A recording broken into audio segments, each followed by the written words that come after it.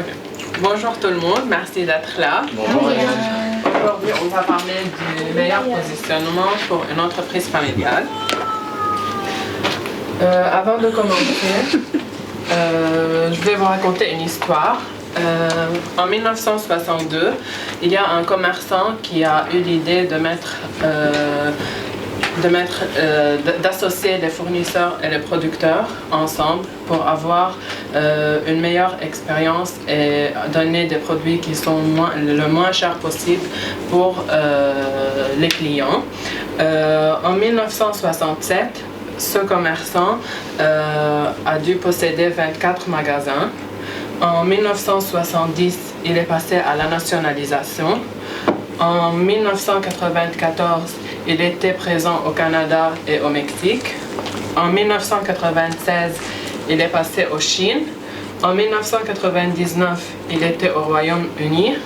Et en 2000, il a évolué avec l'entrée du digital.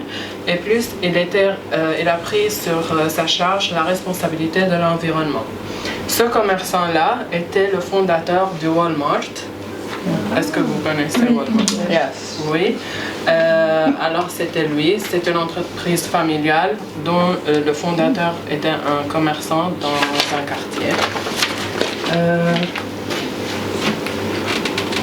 Est-ce que vous savez que 812 milliards de dollars sont générés par an des entreprises familiales et 30% des entreprises dans le monde développé, dans les pays développés, ce sont des entreprises familiales.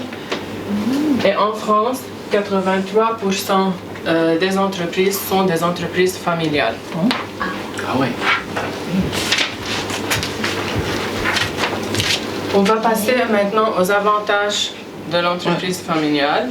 On travaille à Upgrade. Je vais vous demander par rapport à ce que vous avez vécu et tout, chacun à son tour, qu'est-ce qu'il voit que c'est un avantage, pas pour Upgrade, mais avantage familial, l'avantage de l'entreprise familiale.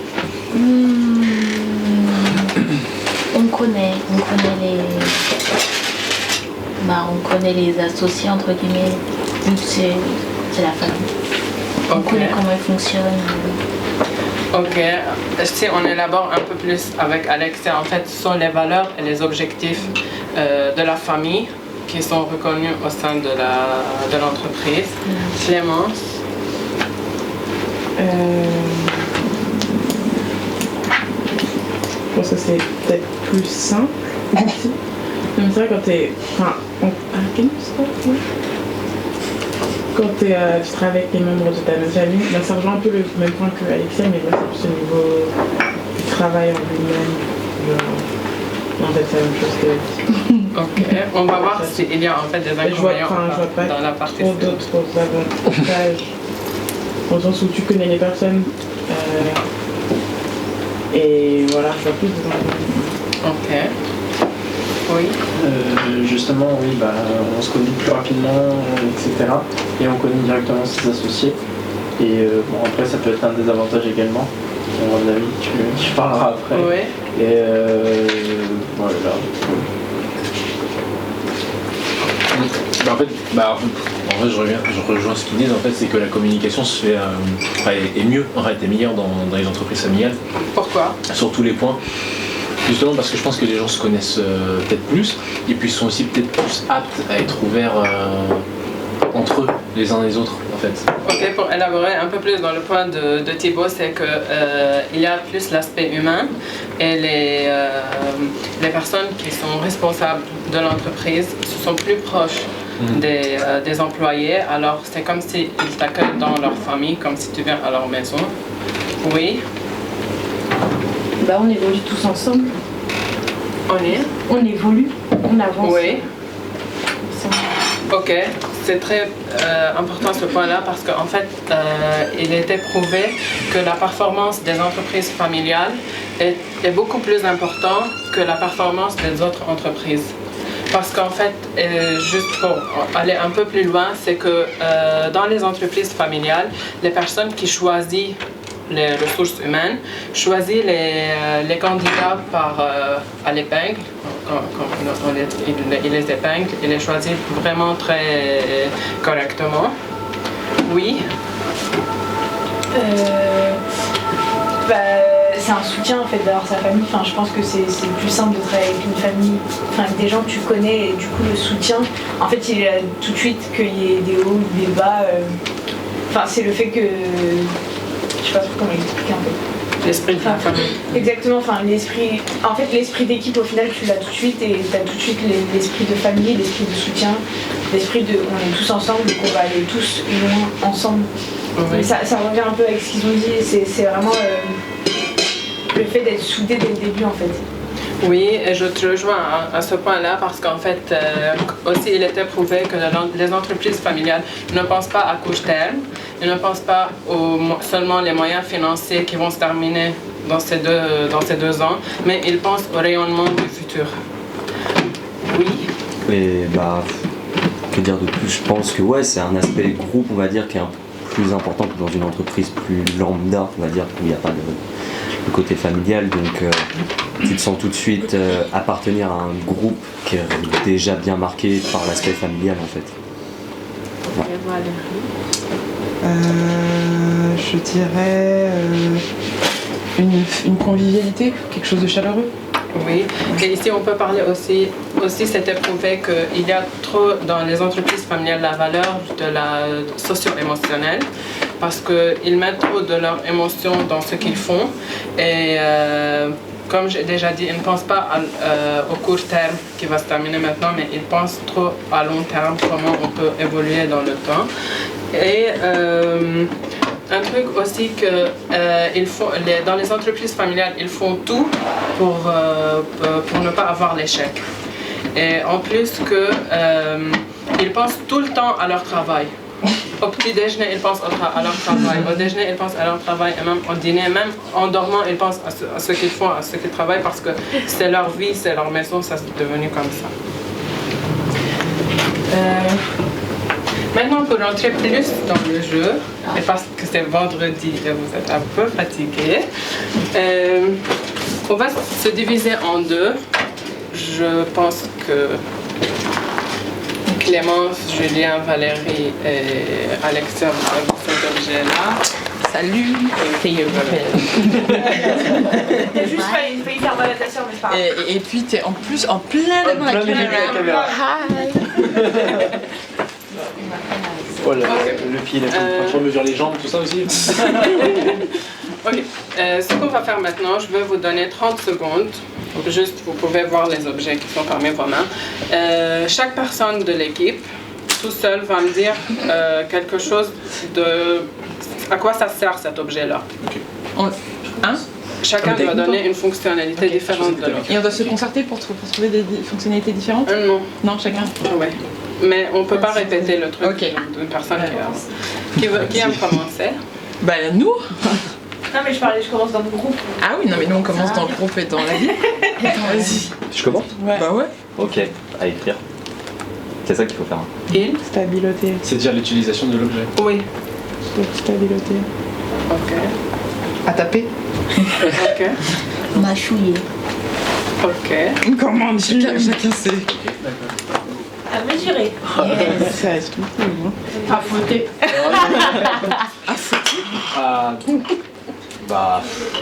Attendre, je sais pas. Tendre. Tu tends du mètre. Tendre, tu t'accroches d'un bout à un autre, tu tends des trucs dessus. Tu tends des trucs pour filmer Genre, après. par exemple, Non, je vais pas dire pour se pendre parce que Ah bah, pour faire un garrot. Ok. Ok. En fait, j'ai fait exprès de faire ce petit exercice juste pour vous expliquer le concept de la perception. Comme c'est dans cette image, en fait, une personne voit le numéro en tant que 6 et l'autre personne le voit en tant que 9. Et si on regarde l'image, en fait, les deux personnes ont raison. Parce que si on le regarde de cet côté, c'est un numéro, et si on le regarde de l'autre, c'est un autre. Et comme on a fait maintenant, nous, l'exercice, en fait, chacun voit l'objet de sa façon de penser, de sa façon de réagir. Et il y a... Maintenant, on a fait l'exercice avec un objet qui, ça ne sert pas à trop de choses. Comment on peut penser s'il y a, par exemple, une grande décision à prendre, ou quelque chose de plus important. Les commentaires ou la perception ou la façon de penser, ça diffère d'une personne à l'autre. D'ici, je vais me lancer aux inconvénients de la famille, de l'entreprise familiale. Et aussi, je veux que vous m'aidez pour parler aux inconvénients selon votre façon de penser. Qu'est-ce que vous pensez sont les inconvénients de le travail dans une entreprise familiale? Oui. Oui. Non, les inconvénients, c'est que si l'entreprise casse, on ne sait pas trop si la famille va rester encore ensemble ou si ils vont être encore en bon terme à la fin. En fait. Il peut y avoir une fracture dans la famille. Je pense que ça peut être un gros inconvénient ça. Mais après, si ça marche, c'est tant mieux, c'est génial, ça renoue. Voilà, exactement. Mais si ça casse, ça peut être on peut remettre la faute sur des gens, etc. Après, ça dépend. Voilà.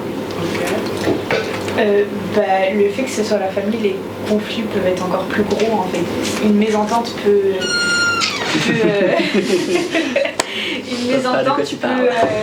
créer de gros conflits et peut entraîner la chute de l'entreprise, alors qu'à la base tout allait très bien et il a fallu juste une petite mésentente. En fait, ce point-là est le point le plus important des inconvénients dans les entreprises familiales. C'est qu'en fait, chaque personne a son caractère, chaque personne a un vécu, chaque personne a sa façon de penser et c'est ce qu'on était en train d'essayer de faire par les objets. Le fait, c'est que le conflit qui se produit à la maison, avec nous tous, avec nos familles, avec nos personnes, peut se transmettre à l'entreprise. Et aussi, je ne vais pas dire, ok, tu viens parler aussi. De quoi? Non, Les inconvénients de l'entreprise familiale. Je vais dire ce que tu as dit. C'est difficile d'avoir une limite après entre le privé et le perso, parce que dans l'occurrence, dans notre cas, le privé et le perso, ils sont déjà mélangés dans l'éthique, donc c'est... Oui. Du coup aussi j'ai à peu près la même chose, on avait une entreprise familiale mais elle n'est plus, parce que ça dépend aussi de l'éducation qu'on a. Par exemple, moi ma grand-mère c'était son entreprise à elle, et elle a élevé ses enfants de sorte que ils soient pas, je sais pas, peut-être toujours des conflits, c'est le meilleur qui va réussir, c'est le meilleur qui va prendre l'entreprise. Ok, donc la compétition quoi. Oui, voilà, très, vraiment ma grand-mère c'est ça, la compétition, que le meilleur gagne. Et aujourd'hui, l'entreprise appartient à un seul membre de ma famille. Ok. Je vais parler de 2 points en fait de ce que tu avais dit, Ségolène. Le plus haut risque dans les entreprises familiales, c'est la mission de la transmission générationnelle d'une génération à une autre. On va voir quelle peut être la solution, mais aussi autre que la transmission intergénérationnelle d'une génération à une autre. Il est très important qu'en fait le mélange de la gestion de l'entreprise avec les émotions. En fait, ce concept-là est très difficile pour l'entrepreneur à pouvoir gérer entre ce qui est vraiment le business et ce que c'est ses émotions à lui. Je vais vous donner un exemple. Par exemple, si n'importe quelle personne peut l'appliquer à soi. Si moi j'ai une entreprise et j'ai par exemple mon frère qui a un certain diplôme en gestion du commerce ou dans une école de commerce et j'ai une autre personne qui n'est pas mon frère, il n'y a pas de relation avec cette personne et qui les deux demandent d'être chez moi à l'entreprise. Le risque, c'est que personnellement, pour la partie émotionnelle et pour mes sentiments, je vais tendre à mettre mon frère, par exemple, dans un poste où mon frère n'a pas vraiment les performances et le pouvoir d'être dans ce poste-là, mais juste parce que c'est le jeu de l'émotion. Et de cette partie-là, je vais perdre l'autre personne qui peut-être était meilleure que mon frère, juste parce que je suis partie dans la partie d'émotion. Oui, qui aimerait aussi ajouter quelque chose?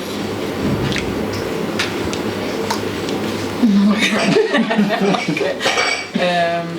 En fait, on a dit à peu près tout, mais aussi il y a le laisser aller du caractère. Le caractère chacun d'entre nous à la maison. Moi, je ne suis pas la même que quand je suis ici au travail. Je suis plus à l'aise, je suis plus confortable, peut-être, c'est pas le même. En fait, dans l'entreprise familiale, les gestionnaires il y a un risque de laisser aller leur caractère qui est applicable à la maison, mais qui nuit à la performance de l'entreprise si on l'applique à l'entreprise. Alors ça aussi, c'est un inconvénient. Et il y a une difficulté d'équilibrer entre la tradition et la modernité. Il faut toujours voir ce qu'on a appris de nos grands-parents pour arriver jusqu'à maintenant et comment le monde évolue pour pouvoir être moderne, pour ne pas rester dans les traditions. Maintenant, je vais passer au comment on peut améliorer. Pour les améliorations, il faut mettre un système et un processus qui sont bien définis. Les entreprises familiales ne doivent pas regarder parce que à n'importe quel échec ou n'importe quel obstacle, on va regarder les entreprises familiales qui ont eu beaucoup de succès. On va regarder comment les disciplines et comment les choses se passent chez eux. On va essayer de copier ces trucs et de les mettre dans notre entreprise. Mais à la fin, si on fait ça, on va avoir un chaos, on ne va pas avoir de la discipline. Ce qu'il faut faire, c'est qu'on doit voir ce que les autres font, mais pas en obsession. Et essayer d'appliquer et de définir de nouvelles valeurs et de nouvelles disciplines chez nous à l'entreprise. Le leader de la famille doit rester le leader de la famille, il ne doit pas changer parce que le leader de la famille, c'est lui qui a apporté les choses distinguées, qui distinguent l'entreprise des autres. Et il y a une chose qui est très importante, c'est la relation avec les autres. Quand on est une entreprise familiale et c'est nous qui va bâtir des relations avec les autres, en fait, ça va être une relation de confiance. Quand on dit entreprise familiale, on pense directement à la confiance. Quand il y a le terme de la confiance, le client, c'est lui qui va venir chez nous. C'est la banque qui va aimer nous donner des lending. Des prêts. Et c'est les fournisseurs qui aimeront eux aussi travailler avec nous. Quand on dit événementiel, parce que nous on est dans le monde de l'événementiel, la confiance c'est quelque chose de très important parce que les clients nous font confiance à ce que l'événement va faire cadre. Alors, de ce point-là, je vais aller que nous, en tant qu'Upgrade, il faut mettre en avant le truc qu'on connaît une entreprise familiale parce que ça apporte plus de clients et c'est mieux pour notre notoriété. Ainsi qu'il faut bâtir des partenariats avec d'autres entreprises pour augmenter aussi la visibilité et la notoriété pour pouvoir ainsi, autre que la visibilité, mais aussi par rapport au truc financier, de la finance, pour avoir le bon financement. Et le dernier point, c'est il faut s'ouvrir à l'international. Il est très important de s'ouvrir à l'international parce que nous, on est une entreprise qui est en France et pour la perception des autres pays pour les entreprises en France, c'est le savoir-faire français qui est très strict, très distingué. On pense toujours d'une manière autre que les autres et tout ça. Il faut profiter de ce point-là, qu'on a le savoir-faire français pour s'ouvrir à l'international. Et il faut mettre à disposition du client des experts. Par exemple, je vais donner l'exemple de Clémence, tu es une expert dans la musique. Alors si un client est intéressé pour mettre un certain, je ne sais pas si on le fait à l'entreprise ou pas, mais si un client veut des musiques qui sont spéciaux ou des trucs comme ça, je le dirige directement chez Clémence parce que n'importe quoi qu'il va dire, elle va tout directement comprendre et il va comprendre qu'on a des experts chez nous qui comprennent plus que lui, alors il va se sentir mieux. Et c'est ça, merci.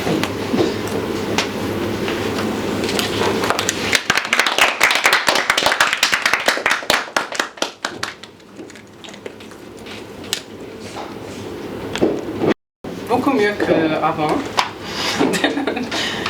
Et je trouve que c'était bien. C'est mon travail. Oui. Alexis. Merci. Du coup, moi j'ai trouvé ça très bien, franchement. ce que tu as fait avec. Tu nous as fait participer, etc. Il y a juste au début, j'ai pas trop compris. Peut-être, après c'est mon point de vue, c'est vraiment peut-être une petite introduction sur de quoi tu vas parler.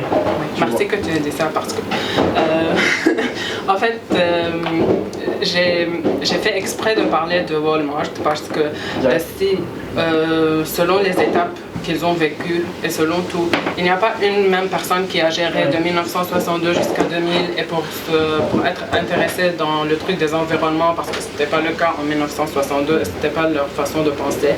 Mais le truc que même la transition intergénérationnelle, elle a pris vraiment comment je veux dire, c'était vraiment un succès parce que chaque personne qui venait, il ajoutait quelque chose d'intéressant et c'est ce qui s'est passé en 2000 quand ils ont passé dans le truc du digital et de la technologie et après cette année-là, ils sont intéressés à l'environnement. Alors c'était pas vraiment la personne initiale qui a pensé à ça, mais le truc que chaque personne qui venait, il a mis son nouveau truc qu'il a appris. C'est juste pour ça. Ok, bah merci. Non, merci parce que tu as demandé la question. Il n'y a pas de problème. C'était juste, voilà, moi c'était ça. Et ensuite, les points au niveau des points d'amélioration, c'est pareil, à un moment j'ai un peu décroché après. Voilà, c'est juste moi, mais quand tu parlais de l'international, etc., j'ai pas vu vraiment le lien. Bah, après, c'est peut-être moi parce que je suis fatigué, hein, mais oui, j'ai pas trop compris le lien, mais c'est pour ça que je vais essayer de réfléchir. Mais sinon, franchement, t'es à l'aise, etc. à l'oral, donc franchement, c'était bien. Et t'es quelqu'un, voilà, c'est tout. Voilà. Le truc de l'international, c'est qu'il faut s'ouvrir à l'international parce qu'on est une entreprise d'événementiel et parce que le monde pense au savoir-faire français. Il est intéressé à ça. D'accord, moi c'était juste en fait le lien. Du coup, ton sujet était de parler des entreprises familiales, les entreprises familiales, c'est ça? Et comment améliorer. C'est ça, et comment les améliorer. D'accord. C'est parfait alors. Alexia, tu veux? Ah oui, ok.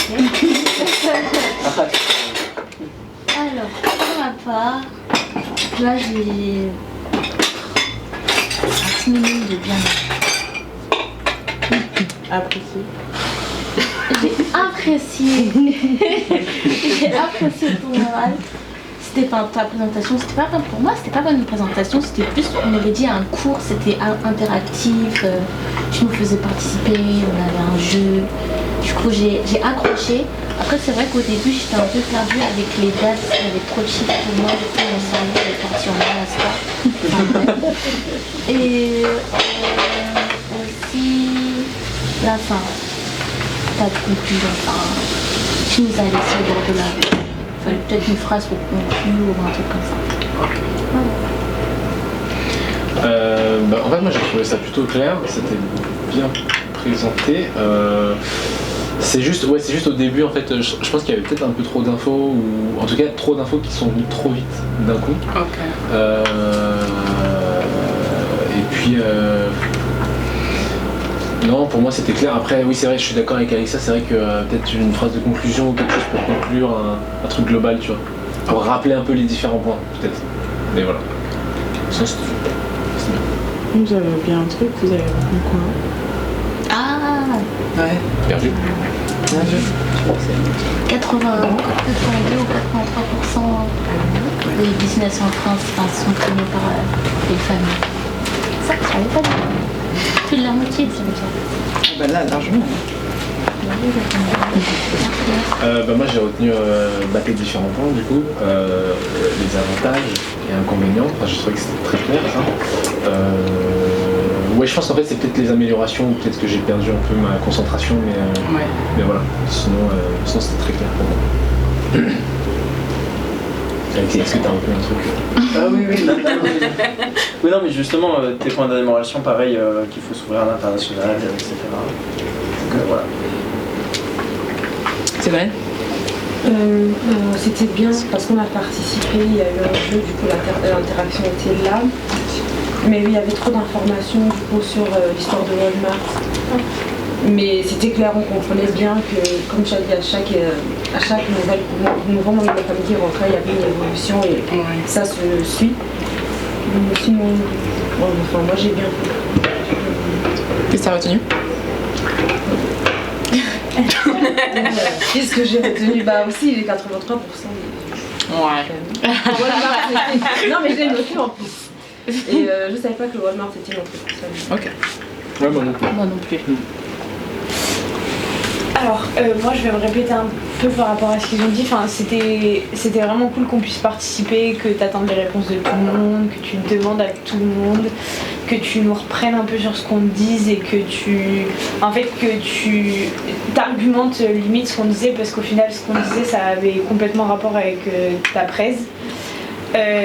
Je vais te voler un peu la vedette. J'aurais aimé avoir une histoire du début à la fin, et je pense que c'est ça qui a fait qu'on manquait d'un petit truc à la fin, dans le sens où l'histoire du début était bien, même si on a eu un peu de mal à la comprendre, mais prendre vraiment genre un personnage ou une famille, Greg par exemple, donc prendre la famille et vraiment expliquer tous les points forts et les points faibles comme on a pu le faire, mais avec réellement un personnage et réellement un exemple, juste pour qu'on ait un fil à suivre et qu'on lâche à aucun moment de l'histoire en fait. Juste ça. Et après, t'es très à l'aise à l'oral, tu parles très bien, t'expliques bien aussi. T'as de très bonnes explications, donc c'est cool. Et ce que j'ai retenu, c'est qu'il faut bien s'imprégner du savoir-faire des Français pour pouvoir s'ouvrir à l'international.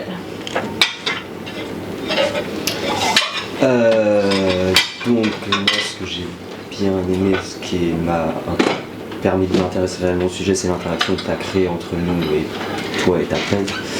Donc c'était plutôt intéressant pour le coup, même d'avoir le ressenti de chacun, d'avoir vraiment ce point de vue un peu comme tu le disais avec le 6, 9, machin. En point d'amélioration, bon bah voilà, le Dia m'a un peu volé le truc effectivement, donc il y a le storytelling et je dirais un truc, bon c'est tatillon hein, mais par rapport à ton diapo, il y a certains chiffres qui n'étaient pas centrés. Moi je sais que c'est des trucs, ça me pique un peu. Surtout le 30, je crois que c'était un 30% à un moment qui était vraiment un peu. Enfin voilà. Donc c'est des détails, mais voilà, c'est des petits trucs que je pense que tu peux améliorer assez facilement et qui permettraient de. Voilà, moi personnellement ça peut me sortir du truc parce que. Voilà. Je les ai pas lus. Et qu'est-ce que j'ai retenu je sais pas, j'ai retenu, c'est plus j'ai compris certaines choses, on va dire, par rapport aux avantages par exemple que peut avoir une entreprise familiale. Et les inconvénients, le fait, comme tu disais, que les problèmes de famille, on va dire, peuvent se répercuter sur l'aspect professionnel, tout ça. Enfin, c'est des trucs que j'ai intégrés, on va dire, plus que retenu. Voilà. Moi, je vais plus te parler du design, du coup, parce que sinon, on va se répéter. Si tu peux bien repartir sur tes slides. Ouais.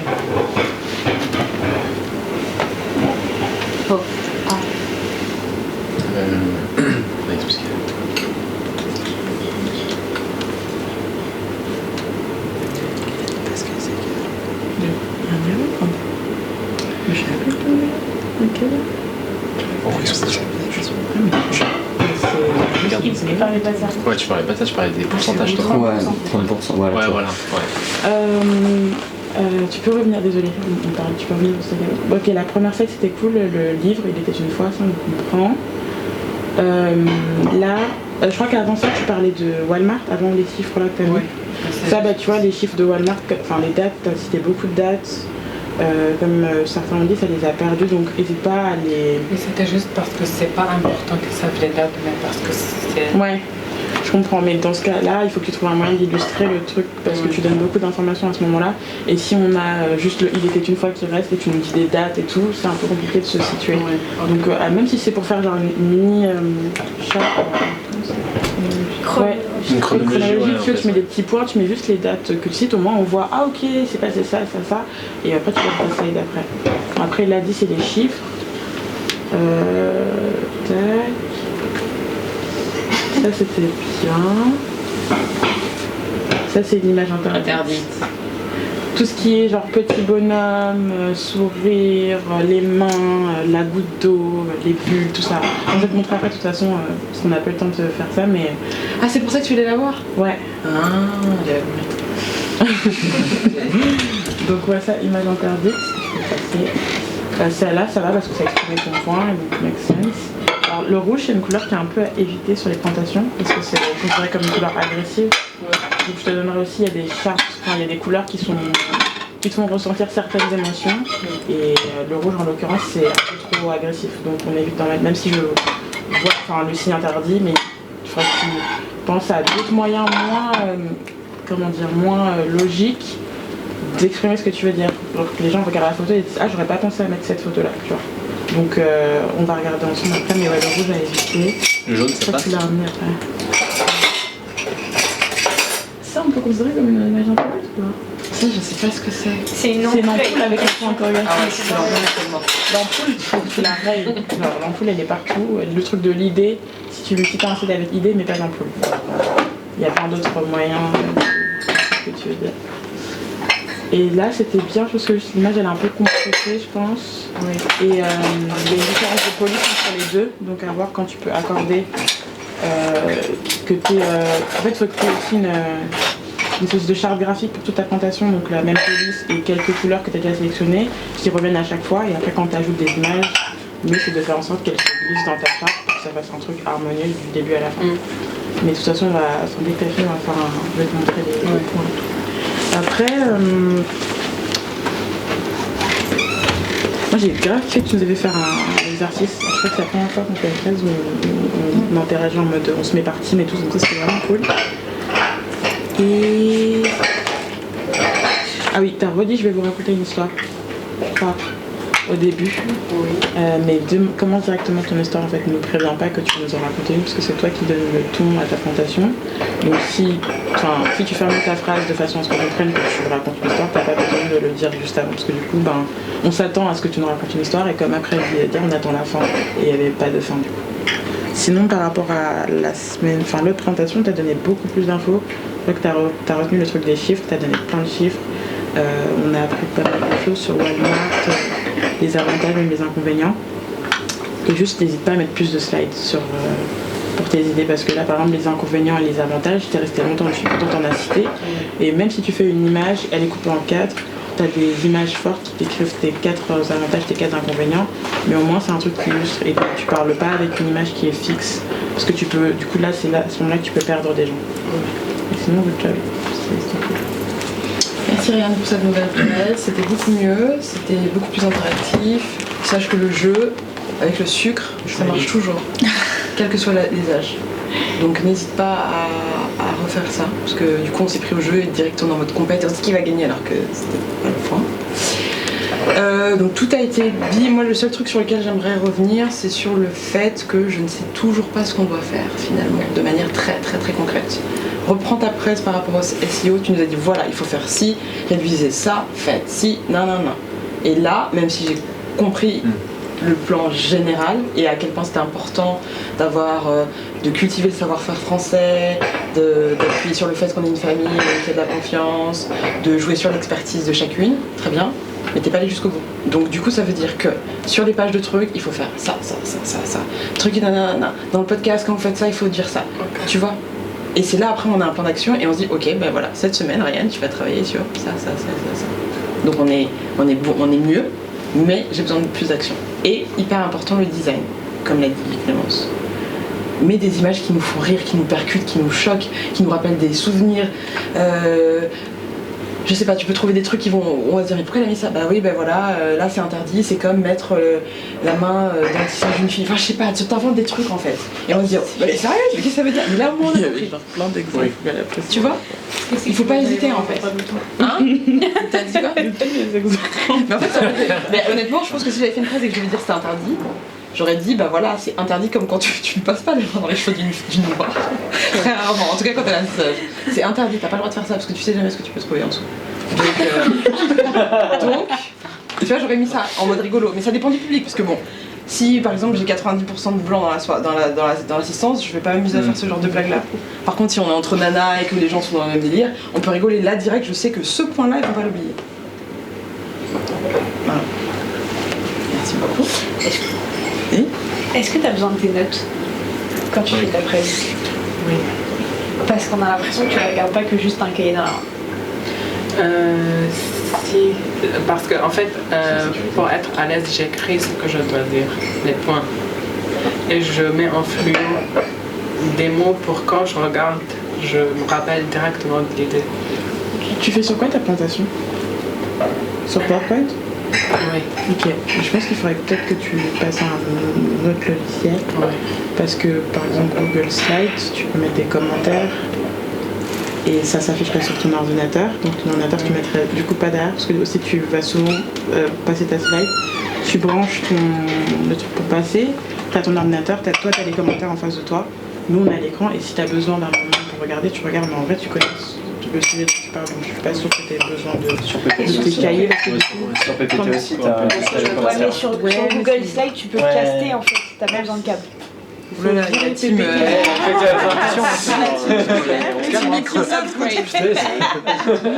Non, parce que PowerPoint c'est trop comme tu à l'école, mais en vrai il y a des logiciels qui sont. Mais c'est surtout que là, si tu veux te mettre, tu peux caster et avoir ton ordinateur à côté de toi sans qu'il soit accroché à la télé parce qu'il est à 10 000 mètres de toi. Et en ayant tes notes, du coup ça te pousse à aller les regarder quand on n'a pas besoin. Donc au pire du cas, enfin si c'est des informations importantes que tu notes, prends que celle-là, que tu mets sous chaque slide avec tes commentaires. Donc si tu as besoin d'un truc, tu te souviens plus, au moins tu as ton commentaire. Après tu peux le regarder et on ne voit pas. C'est pas possible. Alright, merci beaucoup. Ça tourne toujours? Ok. On a besoin de...